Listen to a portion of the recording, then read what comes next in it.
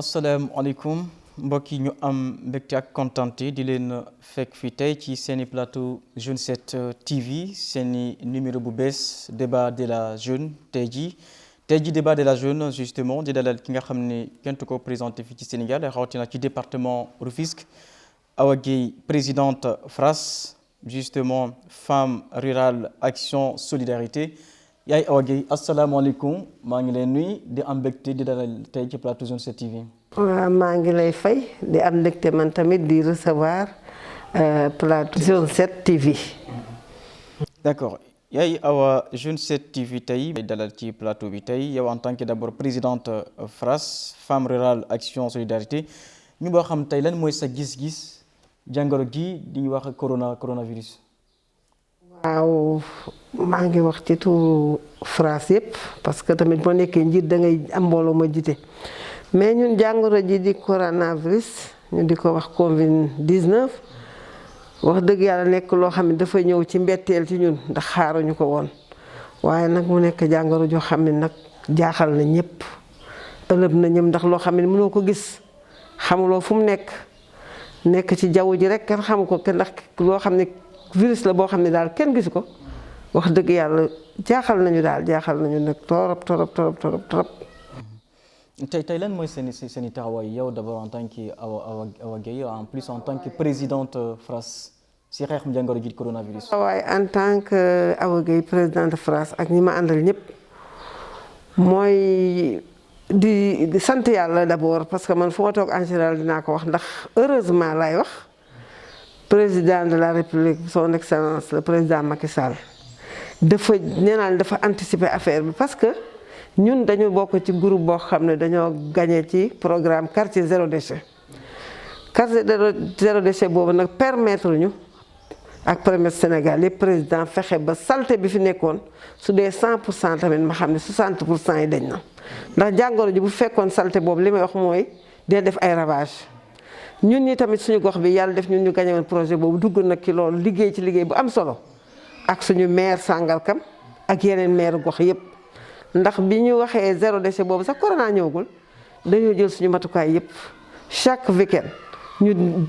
nettoyer dëkk bi yaakaar naa ni benn saleté amagu fi man loolu laay njëkk a wax parce que loolu permettre nañu xëy na jàngoro ji egsi na waaye bu egsi woon fekk fi saleté boobu defe naa ni dinañu am 3 appuis wala 4 waaye nag alhamdulilah.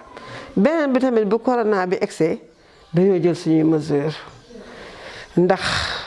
ñun en tant qu'association dañoo xam ne benn district moo am Sangalkam benn district ñu dem seet sous-préfet waxtaan ak suñu maire d'abord seet suñu sous-préfet fekk waxtaan nañu ñun bureau bi ba pare parce que du ma jël décision man rek dama am bureau am sam bureau comme ni ñu koy présenté présidente secrétaire trésorière ak d'autres membres ñu waxtaan ñun daal nu ñuy def mooy du ñu xaar kenn. dañuy débloqué 1 million jënd ko ay gel ay masque ak lépp loo xamante war na ñu jox ko d'abord chef de district bu Sangalkam monsieur Diédhiou ci présence sous-préfet ci présence su maire Sangalkam ñun ñu yóbbu ko joxe ko ba pare wàññeekuwaat ne bu ñu protéger tamit district de santé bi ñun dëkk bu nekk am nañ fa ay membres kon nañ débloqué ko si xaalis 500 000 jënd ko ay gel ay matériel ay eau de gel saabu yëpp. ñu jox ko suñuy membre pour que ñoom it ñu mën ko joxe ci jigéen ñi daal di nag non ci quartier yi li may wax ni ci quartier yi laa ñëwaguma ci département parce que d'abord ñun suñu base dëgg mooy quartier yi mooy suñu base quartier yi mooy ex communauté Sangalkam ni ma la ko waxee ndax quartier yi bu njëkk communauté la woon mu nekk chef lieu bi nekk Sangalkam waaw dinañ ci après waaw léegi nag ñu jënd bi ñu paree loolu tamit ñu daal di ne kon nañ attaqué ay masque ndax tamit comme que jël nañu ay gel yooyu yëpp raxasoo saabu yëpp léegi nag nañ jël masque ndax masque yi mooy gën a nekk protège ñu daal di defar 3200 masques joxe ko ci zone bi suñu ministre maire de Sangalkam aussi defar 10 000 masques comme quartier yi laay waxal le maire de Bambilor ki may ñëwal masque moo koy ñëwal mu ne maire de Bambilor de jox nañu 4 millions pour ñu defar ay masques kon nag foofu tamit 4 millions dugg na fa ay masques te dina dem ci suñu femmes yëpp le maire de Jaxaay def noonu le maire de Tivaouane Peulh yaakaar naa ne def na noonu mais ñun daal au nom de France ñun def nañ loolu ak lii ma la wax muy lu leer lu ma am ñu distribuer masque yi. defe naa ni tamit wax naa ko barki démb ndax ministre de la femme dafa ñëwoon seet si ay femmes ci tool yi gorom yi te gorom ci 4C yi la bokk ñun wax nañ ko ne ko lii nga def de kontaan nañ ci waaye ñun tamit fekk nañ jël nañu le devant ba defar suñuy masque joxe ko waaw loolu daal bokk na ci xeex bi ñu xeex coronavirus encore di sensibiliser. baax na waaye sensibiliser bi moo am solo dañu créé groupe WhatsApp woon France boo xam ne dëkk yëpp représenté wu chaque jour ñu wax ni nañu protéger suñu màgget yi parce que à partir de 60 ans ku nekk am nga sa yaay sa kër sa yaay mag la nañu protéger suñu mag yi bañ leen exposer ndax feebar bi yab na mag lool nañu protéger tamit ñi nga xamante ni dañuy sooxaale jàngoro ndax tey jii boo gisee ñi gën a sonn yëpp dañuy sooxaale que ça soit diabète que ça soit tension wala kenn xamul yooyu tamit nañ leen protéger ñu daal tamit nañu protéger tous suñu xale yi nga xamante ni ñu ndaw yi lañu loolu permettre nañ tamit ñu defar 1000 masques yoo xam ne xale yi ñoo koy war di takk surtout école bi di tijji. beneen bi aussi chaque jour que jëfee 4C yi groupe bi dañ ci wax sensibiliser nañu góorgóorlu ba wàññi nuyoo yi sax dañ ko bàyyi définitivement. waaw dañ ko bàyyi kenn dootul joxe loxo ñu daal ni tamit nañ distancier comme ni ñu def nii fu ñu dem aussi dañuy wax ni nañu respecter distanciation bi 1 mètre quelque sax ndax tamit jàngoro ji bi wàllaate ci loolu rek lay mën a wàllaate ñu daal di tamit nañu wax moytu suñuy wax ba ñu takk masque ba ku ñu gis takkoo masque suñuy dox dañu ngàbbale ay masque suñu saak sax ku ñu gis takkoo masque ñu obligé la nga takk masque parce que loolu tamit daf ñu ciy dimbali. en tout cas di waxtaan ak ñëpp di leen wax ni bu ngeen xëyee bu ngeen dem marché aussi ñu fexe ba am na marché bari ñu tëj marché yi tamit suñu kilifa yi jàppale ñu ay kit même ndax mënoo de bañ a dem marché ndax am na ñoo xam ne li ñuy tey dañuy dugg chaque jour pour togg ñu fexe ba marché bu nekk ñu sam fa kit def fa ay eau de javel def fa yëpp def fa mouchoir kuy dugg si di nga raxasu ñu mujj sax ne nañ def ay badge nag ndax ñu xàmmee ñi dugg ba génn ak ñi war a dugg ki nga xam ne mooy dugg ba muy takk ak ki génn bu yor di benn ñu jéem a protéger nit ñi foofu alhamdulilah loolu tamit xam naa ne am na lu baax lu mu indi mooy cas yi ni mu waroon excès bu njëkk excès wu ko ndax daf ñu bett d'abord mais nag après bi ñu bettee jël nañ suñuy mesures. est-ce que li mel def ngeen ci tamit wàllum département bi. département bi aussi def nañ ko parce que ñun dañu am benn kii bu ñu def groupe WhatsApp li may wax département de Rufisque lutte contre le Covid-19 ci loolu tamit mi ngi am groupe département bi yëpp ci loolu tamit ñu ngi ciy liggéey ak département de Rufisque y compris les 4C chaque jour que Dieu fait danañ waxtaan seet mesures yi ñu jël bàjjenu gox yi ñu impliqué leen impliqué tamit responsable yi nga xam ne ay responsable politique lañu mais ay responsable de développement lañu parce que ñëpp duñu ay politiciens mais femme développement lañu. relais communautaire yi daal. waaw relais communautaire yi ñu dugal leen ci dugal ci bàjjenu gox yi dugal ci même xale yu ndaw yi nga xamante ni ay ASC lañu yor yu jigéen ak yu góor yëpp parce que tamit sensibilisation moom bàyyiwul kenn dañoo bëgg rek message bi jàll ak ni mu war a jàlle mais nag gis nañu chaque soir dañuy def tamit bilan seet lan la ñu liggéey ci biir département bi ñu ngi sensibiliser bu baax ci masque yi fi mu nekk nii boo paree ba mu ubbi suñu fii wan la ko pour 4C rek dajale fi ay masques yu am solo loolu moo valable que Tëngéej bàjjenu gox yi muy soxna Ami Cheikh mi ngi ci boo demee tamit ci département honorable yaa ngi ci de ministre yaa ngi ci ñëpp a ngi ndax honorable Aminata Lo mooy suñu kii mooy suñu point focal mooy kii yanu affaire bi. Justement yaa ngi wax ministre on sait que vous êtes la sœur au ministre maire de Sangalkam Omar Gueye justement ministre des collectivités territoriales tey est-ce que moom tamit def na lu mu waroon def ci xeexum jàngoro ji coronavirus fii ci Sangalkam d'abord est-ce que yow vous êtes vraiment satisfaite de ces actions allant dans le sens de lutter contre. Satisfaite de ces actions parce que moom Sangalkam rek moo ko ñor c'est un ministre de la République mais moom adressé am daf ci sóoraale Sangalkam soo nee Omar Gueye dañ naan Sangalkam mu nekk nag l'homme des 4C rek parce que man dama wax ni la Sangalkam bu njëkk ba communautaire la moo jiite woon ñëpp ñu nekk 4C yi tamit ay nitam lañu léegi nag moom def na li war parce que bi mu yëgee affaire bi jënd na lu mu war a jënd lépp pour joxe ko ci Sangalkam mais avant Sangalkam comme que c'est un ministre de la République dafa dégager 25 millions jox ko ministre de la santé ci turu commune am commune Sangalkam laa wax commune Sangalkam 25 millions jox ko ministre de la santé comme que c'est le coordonnateur départemental yëkkati na encore 19 millions joxe ko ci département bi bu Sangalkam ñëw nag Sangalkam fi nga xam ne mooy commune am xam nga commune am moom ñaar dëkk ak genn wàll la muy Njaxiraat muy Sangalkam Ndoflaay ñooñu ñooy dëkk yi Njaxiraat moitié lañ ci am mais alhamdulilahi rabbi alamin bi mu ñëwee tamit jël na mesure yépp joxe lu bëri ci masque yi moom def créé nee naa def na 10 000 masques te parewul mi ngi defaraat ñu ngi koy ñawal ma ne encore mu jënd gel bu doy eau de javel lépp joxe ko ci dëkk yi mais encore daara yi xam ngeen daara yi xale yi ñu ngi ci daara yi te xale yi ñooy taalibe yi mu yëkkati dund bu bari ak gel ak ay masque saabu eau de javel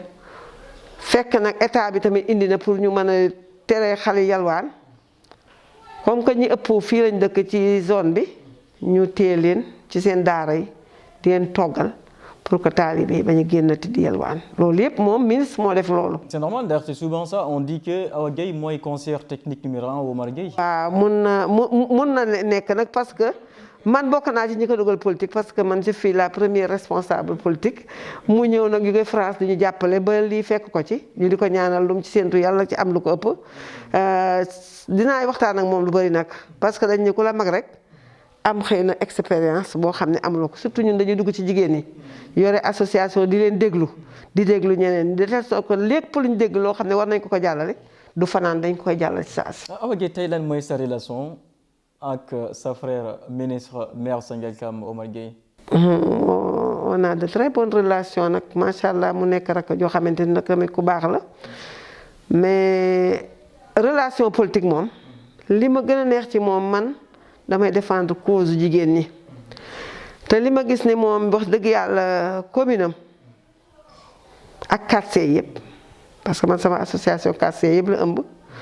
sama relation d'abord ak moom maire de Sangalkam mooy su ma amee lu ma xalaat pour jigéen ñi ba ci conseil yi ñu def wax dëgg yàlla jox na jigéen ñi poste yu baax ci conseil yi ndax tey ji boo gisee am nañu benn vice présidente deuxième vice présidente elle de Njaxiraat Koumba Njare Sène maa ngi koy nuyu am tamit conseillère boo xamante ni c'est la commission domaniale mooy sama secrétaire général association Rougui Kane maa ngi koy nuyu éducation et santé ak action sociale mu jox ko koo xamante kenn la ci man ndax maa ngi moom ñoo démarré ndoo politique muy Marème Ba Sall ma di ko nuyu commission éducation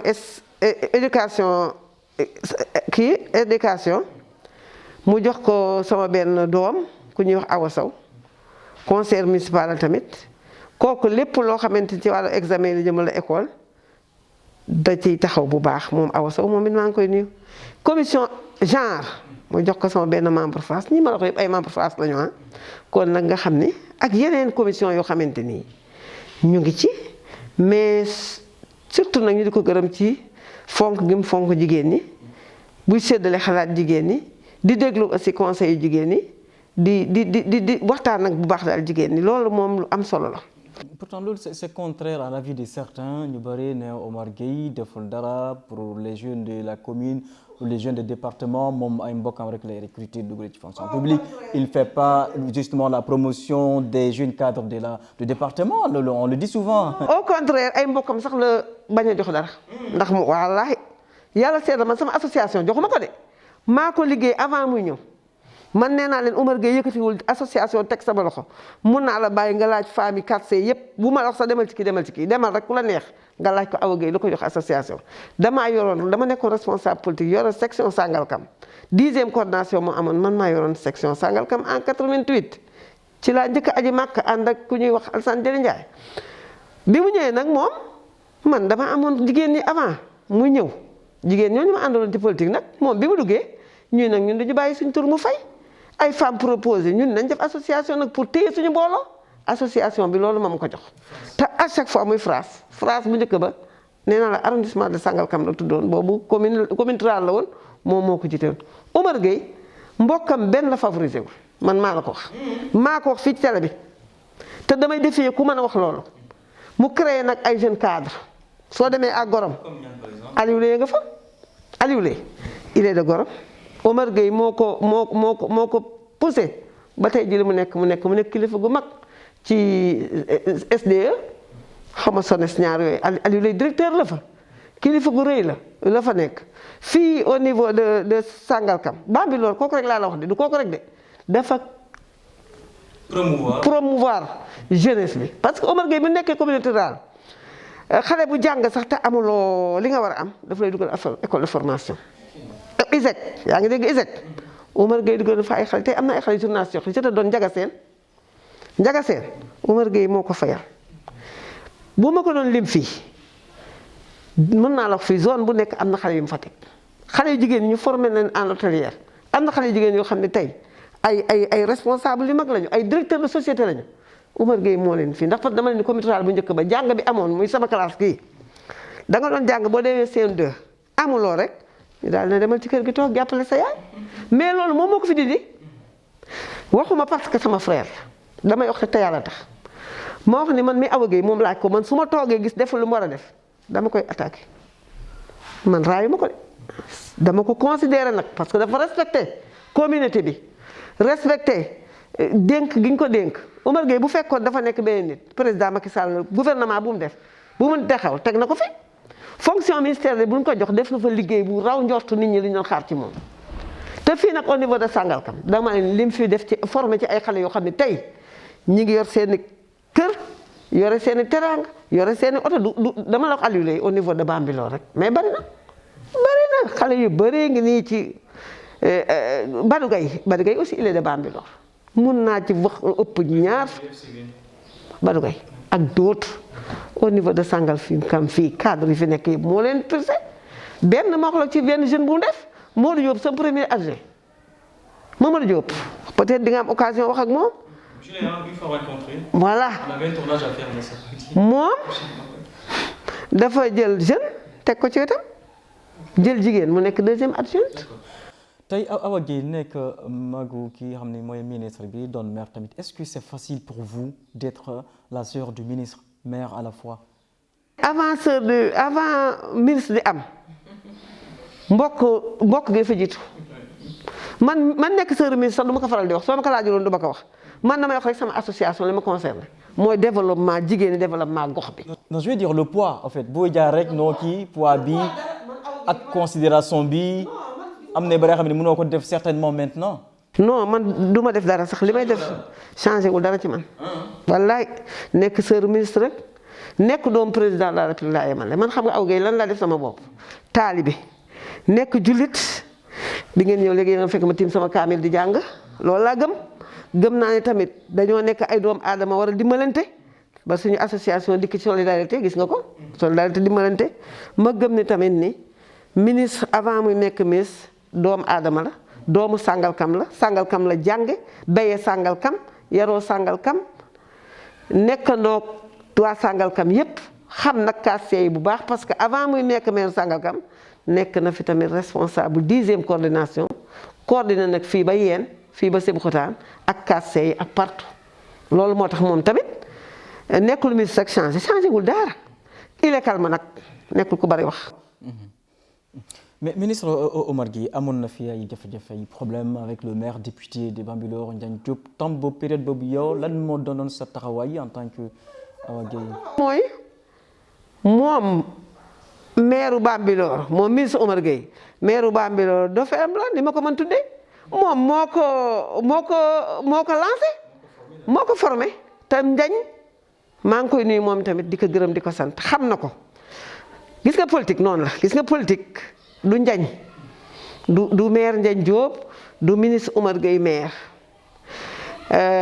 dafay am toujours politique day am ay coups am na ñoo xam ne dañuy essayer rek fi nga nekk di fa def lu baax ñu di la way dafa am ñoo xam ne seen initiative yi ak seen idée mooy nañ ko jaxase loolu mooy problème mais du ci Ndiagne du ci ministre Omar Gueye te ministre Omar Gueye li ma mën a wax moom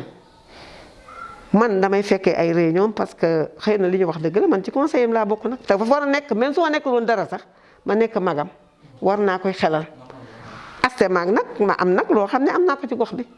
bi ñuy def au conseil des collectivités territoriales demoon naa ci réunion ba Lac Rose boobu sax honorable Ndiagne dafa tukki mu yebal Papa Ndiaye parce que honorable dafa nekkoon candidat ci collectivité territoriale bi après ministre ni ko waaye yow daf ko déggal nag lu mu ko ñaan mu ko bàyyi rek am na luy ñëw ñu jox député boobu kii boobu collectivité territoriale jox ko sama doom koo xam ne papaam ak ñu ne bokkoon politique muy Cheikh Tidiane Lo ñu jox ko Aminata Lo bi nga xam ne député ñëw na tamit ministre maire de Sangalkam li wax dafa ne man de sama xalaat mooy honorable Ndiagne Diodj wax dëgg yàlla ñu dox ci wax dëgg yàlla ba yàlla def ko mu nekk député CEDEAO aussi tamit ñu di ko ñaanal tamit yàlla na yokku ak mbooleem jullit moom ministre Omar Gueye 4C yi bi nga xamante ni dagg nañu suñ dagg bu métti bi Sangalkam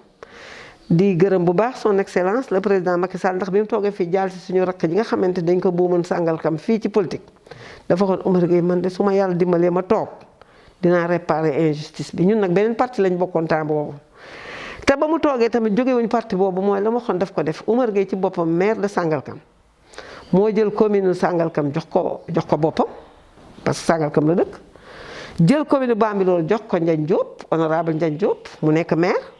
mu jël commune Jaxaay jox ko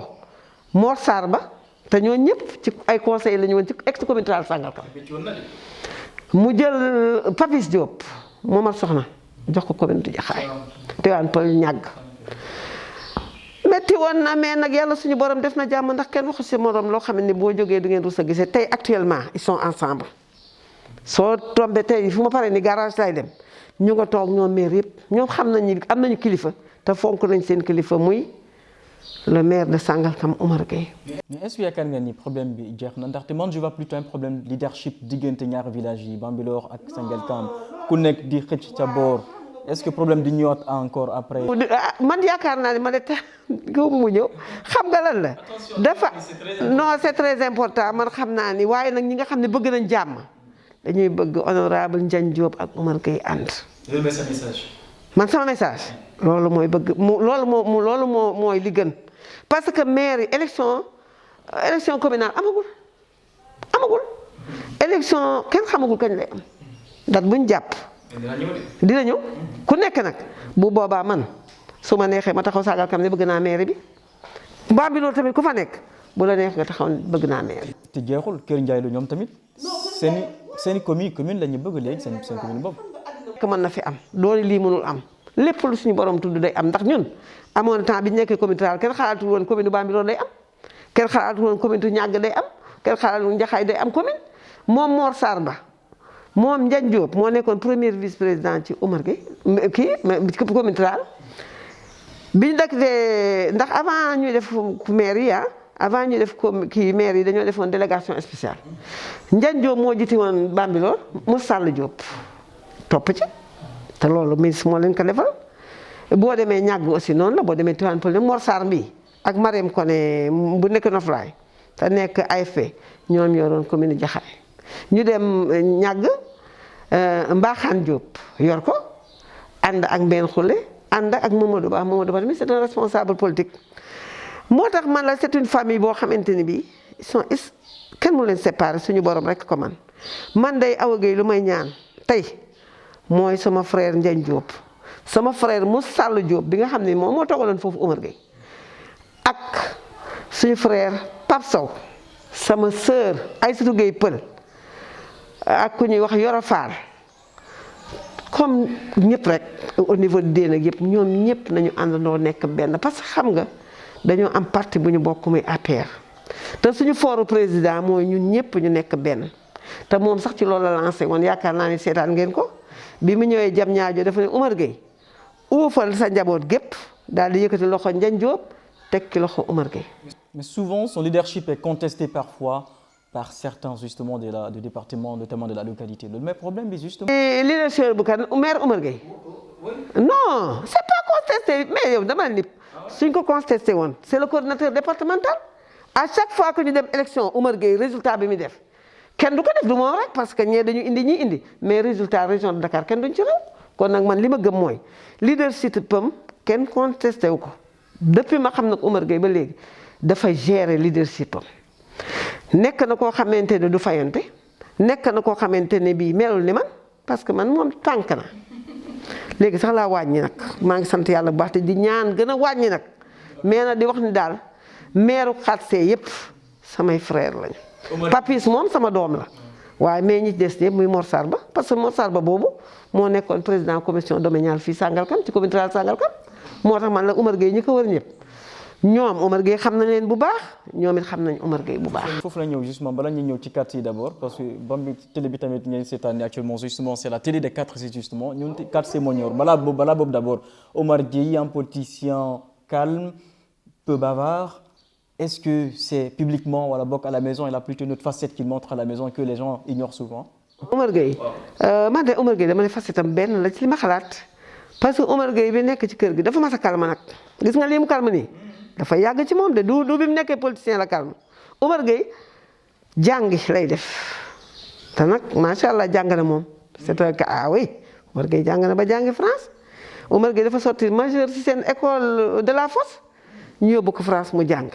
France tamit mu nekk nit ku ñuul mais kenn nag raw ko fa bi mu ñëwee nag mu nekk un grand ingénieur Omar Gueye même bu politiqueul woon man dama ko toog ba yàgg ma ne ko man politique bi maa la ci dugal dama laa yërëm parce que man xam naa ne man lu bëri xëy na yàqal naa ko mais nag politique dafa nekk jaamu yàlla politique dafa nekk jaamu yàlla ndax di nga ci jaar defar ci ay nit defar ci sa gox ndax Sangalkam la section de la cité Sangalkam boo fi ñëwoon bu njëkk yow doo egg sa oto doo egg sa dara parce que suuf kese la woon tey nag boo gisee Sangalkam ma alhamdulilah loolu mu def nag loolu lañ ñaan yàlla mu def ko ñu def ko ci quartier yëpp. te encore li ma gën a neex ci politique bi mooy am nañu ay ndombo tànk yu baax parce que man sama wax yëpp dama koy accentuer ci quartier yi parce que phrase quartier yi la ndombo yi ñu am mooy tey am nañu honorable Ndiaye Diop mu nekk député maire ba pare nekk député CEDEAO nga dem au niveau de Jaxaay Mor Sarba bi nekkoon commission domaniale est devenu maire tey jii nga dem au niveau de Tivaouane Peulh Niaga Papis Diop il n'était pas un politicien mais il est devenu maire ànd ak tamit conseil nekk foofu ni ñu amee ay conseillères femmes fii la ñu amee ay conseillères femmes au niveau de Jaxaay au niveau de Niakoulrab Jaxaay au niveau de Tivaouane Peulh Niaga te taman tamit sant naa ci yàlla samay membres yu bari nekk na ay conseillers municipaux. D'accord tey Sangalkam franchement concrètement lan la ñu war a changer wàllum développement bi wàllum émergence bi lan moo doxul lan mooy problème commune bi actuellement nii concrètement. luy problème commune ma wax li commune bi am d'abord Sangalkam bu ñu masaan admis entrée en sixième ñu ngi jàng ji Tëngéej loolu yàq na jàng ñu bari man mi ci laa bokk parce que temps nee naa la boobu temps bu jigéen ñi dañuy préparer ni ku góor ki na dem jàng parce que loolu nañ yaakaar mu yore dëkk bi te moo am ak jeneen ak ñeneen Omar Gueye def na fi lycée def na fi CM tey jii poste de santé Sangalkam nekk na centre de Sangalkam te loolu ci Omar Gueye la yéen amu leen ko Bambilor mais dina ñëw nag parce que Bambilor moom. loolu tamit on pense aussi peut-être c'est quelque part aussi une injustice de la part de la commune de Bambilor on a beaucoup plus de membres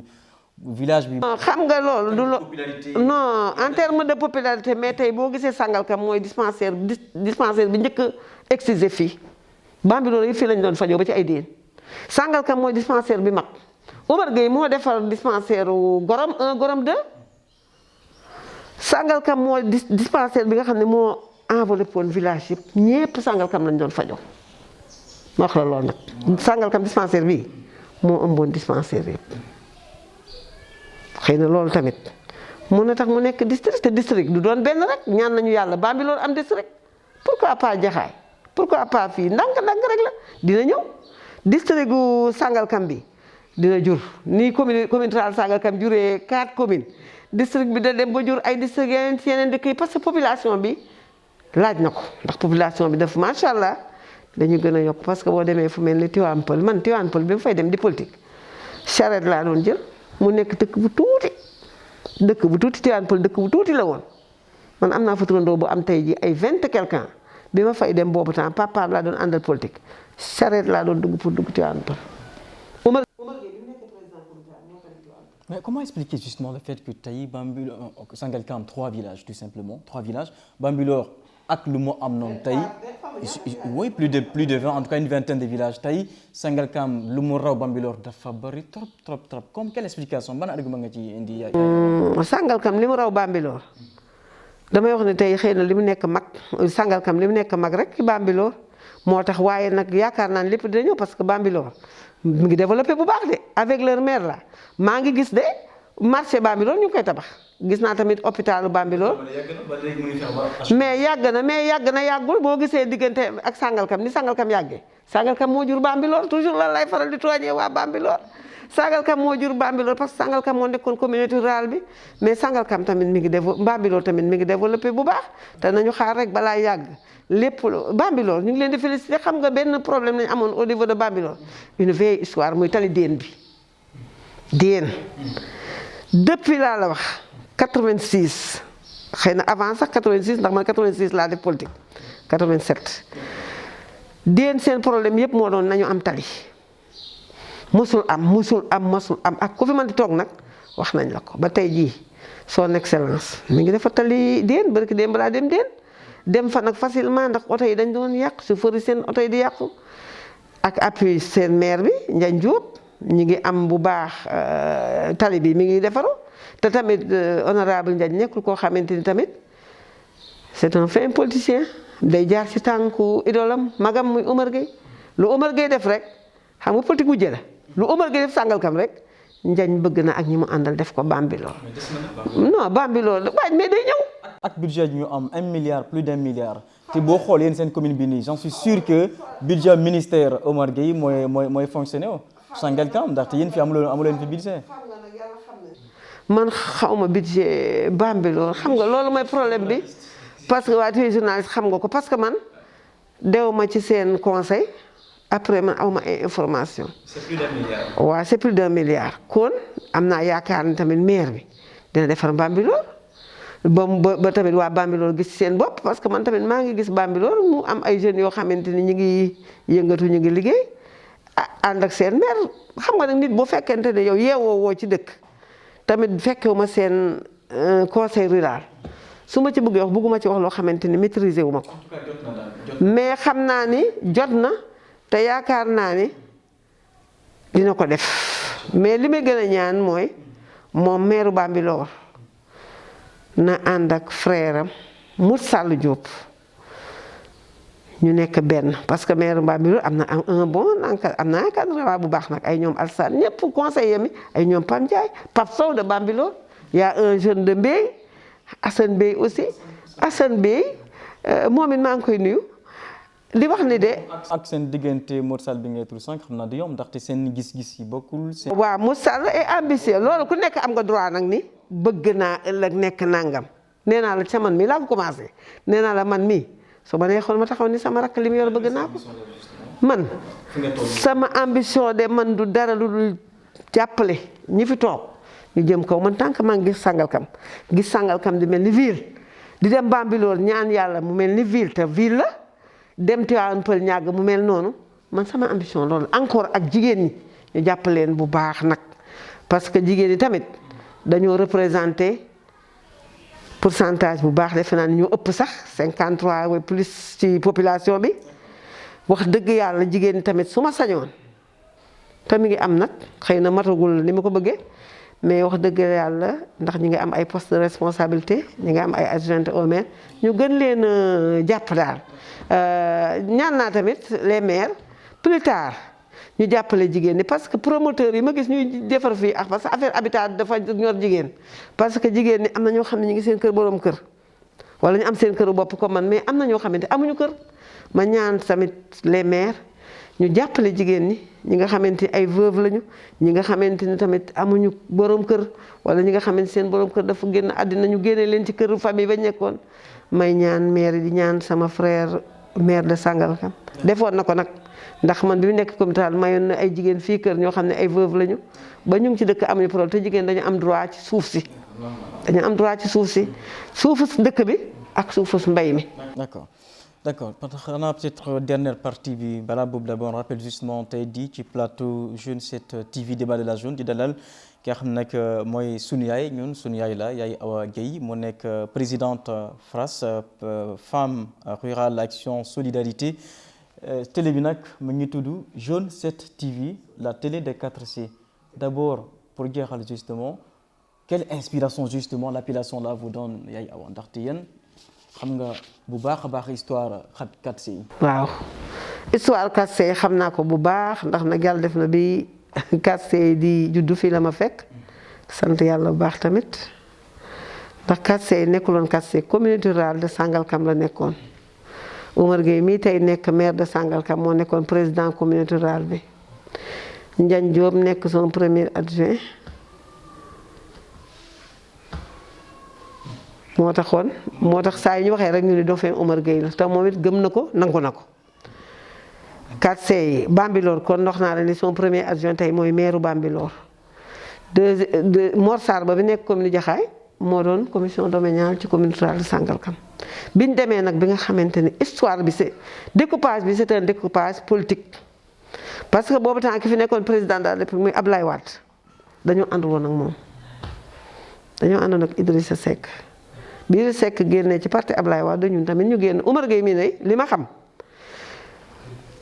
teraanga bu ne jox nañ ko ni ko ñëw ànd ak Ablaye Wade boobu temps bu bëggoon nekk premier ministre wala mu nekk ministre gouvernement Ablaye Wade sax dina dem mais ngor doo nekk gor di nekk leneen comme que àndoon na ak Idrissa Seck mu ne moom dafa préféré même buy ñàkk lépp na ànd ak Idrissa Seck bi mu nekkee commune rurale tamit moom moo électrifié Mbët village de Mbët Oumar Gueye moo ko électrifié Bambilor Sancaan boobu moo ko électrifié def poste de santé Gorom commune rurale bi doon dox nag bu baax a baax biñ nee nag dañu bëgg a affaiblir Oumar Gueye ñu daal di indi découpage. Découpage c'était pour ñu affaiblir Oumar Gueye. waaw parce que dañ ko njëkk a yóbbu délégation spéciale xam nga dañ ko njëkk a yóbbu délégation spéciale mu toog muñ mu ni moom daal def benn recours xam na ni moom amul lu ñu ko mën a wax lu dul parce que moom mi ngi doon voté budget normal mi ngi doon def ay conseil normal mais nguur bu bëggee def la dara ah doo mën rëcc.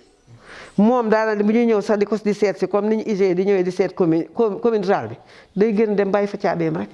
amuñu leen luñ ko mënoon reproché lu dul rek ni dañ koy découper di indi délégation spéciale mu bañ a wax dara demaat élection gagné leen liggéey 1 an xaw ma du ma sax 1 an ñu indiwaat délégation spéciale mu toogaat jàpp njàmbur demaat élection gagné leen. 3 découpage délégation spéciale bi ci lañu boobee Malick Ba mi seen kër a nekk noonu foofu nga romb yaayam a toog noonu Malick Ba di sama turandoo papa ñu boom ko boom bu metti nag daal di nag dagg nañ nag léegi def ko ay kii muy kii bi 4C yi ñu dagg ko Oumar Gueye ci boppam ñu jël 4C bu Bambilor jox ko def ko commune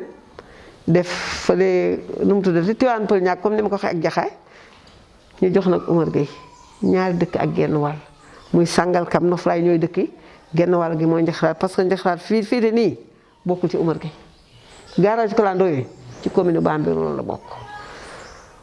mais nag ak li suñu commune di tuuti ah macha allah ñu ngi ciy jéem def luñu ak appui tamit état ndax état nag appuyé na ñëpp de commune yëpp la appuyé moom njëkkal woon yor xam nga yor woon commune ministère des collectivités territoriales yeneen ministère la yoroon mais teewul nag moom lu mu am Oumar Gueye avant muy politique nga may ma retourne tuuti à l'arrière mu wóor ma ni su amee xaalisam moom attan na ko def Sangalkam ndax école de Sangalkam 1 bii man maa nekkoon présidente CG bi man damaa yàgg bëgg école maa yàgg jiite APE bi jiite CG bi di jiite union CG de la commune de Sangalkam Oumar Gueye sur fonds propres maa ko ne école bi nga génne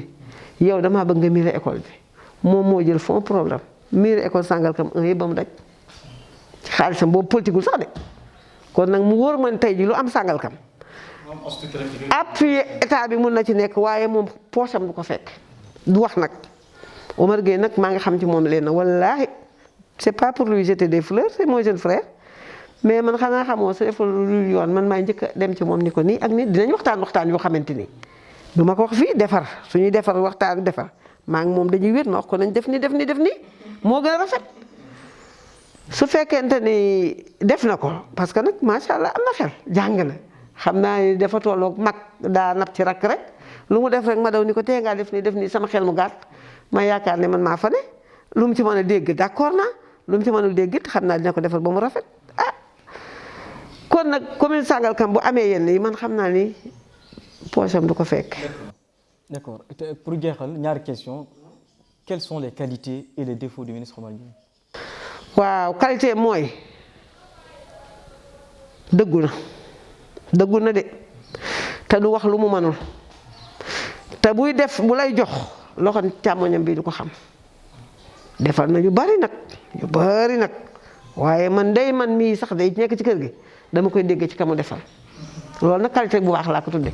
ndax du tamit dañu ne yàlla li mu bëgg mooy nga def te yàlla tax te moom nag li muy def da koy def te yàlla tax défaut yi nag mooy bariwul wax danga naan sax kii dafa fermé wu dafa di loolu défaut waaye nag nit ñi mën nañu ko tuddee défaut xam nga dañ naan pour dugg ko moo jafe pour nangam jafewul Oumar Gueye boo ko fekkee ci kër gi suñu kër gi ni meloon la mel xam nga man fii moom sama kër la vraiment je le remercie moom moo ma may terrain bi kër gi ngeen dugg parce que ñun foofu mooy suñu porte d'entrée toujours suñu kër waajur bu góor la mu ñu bàyyi ko fi mu nekk këru famille kër gi ni meloon la mel ndax bëgguñu dindi ndeysaan li fi suñu waajur bu defoon mais Oumar Gueye bu ñëwee fii nga soxla ko da nga koy gis man de su ma gisee ku ko soxla dama ko daan mi ngi ci biir ma ñëw ne ko di ko lay seet mu jël ko bañ naka kaas bi nga gis fi ci ginnaaw fa lay recevoir rek nit nag moo gën dafa jànge France yaroo ci tool yi. du ma wax loolu ku amul défaut amul man mii ngi di waxal maa fi ëpp défaut ku nekk am nga ko nag nit moom xam nga yàlla rek moo mat. Quels sont ces défauts justement. man de xaw ma lu ma ci mën a wax daal xam naa daal man nag xam nga damay bañ wax défaut nit. muy moom muy keneen parce que nag lépp lu ma xam ci moom te mën ko waxtaan ak moom muy luy wàññi maa ngi koy waxtaan ak moom te xam naa ni moom jafewul ndax bu meree bu toogee tuuti rek nga wax ak moom mu wàcc et puis bu meree bu toogee tuuti rek moom day wàcceel boppam. Yaay Awa malheureusement jotaay ji tey ji jeex na sa kàddu mujj mooy lan. sama kàddu gu mujj mooy gërëm 4C yépp. la télé de 4C. la télé de 4C nekk ci sama kanam. ma nga nekk ay xale yoo xamante ne vraiment bi ma leen gisee sax am naa surprise parce que dama doon xalaat jëmm yu ëpp yéen mais nag di leen encourager di leen féliciter. di leen gërëm vraiment président di la gërëm parce que man ni ma xamanteeg yow dafa nekk lu daw yaram jour boobu dama demoon waroon dem Bambilor TV nga wax ma man la sa d'ailleurs maa ngi nii di jóge Bambilor ndax man tamit léeg-léeg damay dem Bambilor di seet samay nit ak yooyu nga woo man la man de su ma teeloon xam waaye maa ngi toll ci tool Thiam man la maa ngi Bambilor laa jógee di gërëm nag 4C yëpp di gërëm tamit jigéenu France yi nga xam ne ñoo ma jiital mais di gërëm particulièrement suñuy maire yi nekk ci 4C yi parce que Fambar France bu nekk maire baa la ëmb di gërëm tamit leader yi nga xam ne ñu ngi ci 4C yi di wax rek man li may ñaan mooy ñun 4C yëpp suñu force mooy ñu nekk benn loolu booloo mooy doole te ñun man 4C yi li ma gis ñun ñëpp bokk parti muy le président Macky Sall APR kon nag li may ñaan ñun ñëpp ñu nekk benn di ñaanal jigéen ñi tamit ku nekk yàlla na nga toog ba am ndombo waaw parce que jigéen ñi moom war nañu am ay ndombo tànk am nañu ay conseillers lañu maa ngi leen ñaanal conseillers yokku jërëjëf di leen gërëm di leen sant na di leen ñaanal télévision bii wax dëgg yàlla bég naa ci yéen daal bég naa ci yéen lool ngeen yokk ba yëg ko télévision bi am promotion ba nga xamante ni bi 4C yëpp fu ñu waxtaanee dañ naan ñun daal Zone 7 TV ñëwaat na te li gën a am solo di ngeen dugg ci 4C yi ëmb ko moo gën a am solo may gërëm ñëpp di sant ñëpp di ñaanal ñëpp jàmm di ñaan coronavirus mi yal nañ dëddu ci jàmm di jaay Seydina Mohamed sallallahu alayhi wa sallam. ñu leen di gërëm tamit Yaay Awa Gueye mooy présidente FRASS Femmes Rurales Action Solidarité nekk tamit vraiment jigéen yoo xam ni macha allah am na fi taxawaay lool fii ci commune Sangalkam rawatina ci département Rufisque wala bokk ci Sénégal sax.